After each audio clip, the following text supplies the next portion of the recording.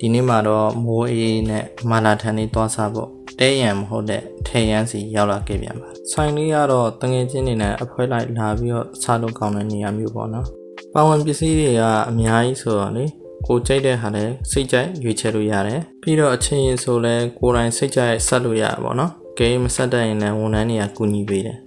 နောက်ဆုံးကိုကအဖော်ပေါင်းနဲ့မလာလို့ရှိရင်ကိုကြိုက်တဲ့ရက်သက်တစ်ခုကိုရွေးချယ်ပြီးတယောက်စာဆက်လေးမှားလို့ရပါသေးတယ်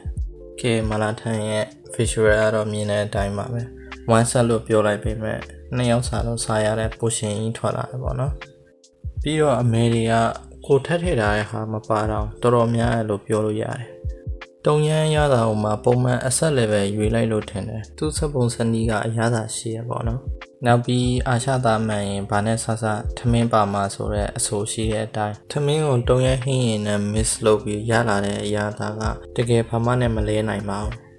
ဘလောက်ဖြိုမပြိုလောက်ထင်တဲ့ဒီတောင်ကြီးကိုနောက်ဆုံးမှာတော့တက်ရောက်ထင်းတဲ့ဒီမောင်တောင်ကြီးကိုဖြိုနိုင်ခဲ့ပါတကယ်ကိုအရသာနဲ့ပတ်သက်ပြီး complain မရှိတဲ့အပြင်မီနာဆန်တို့ကလာပြီးတော့ try စီခြင်းတော့ shame scary ပါနော်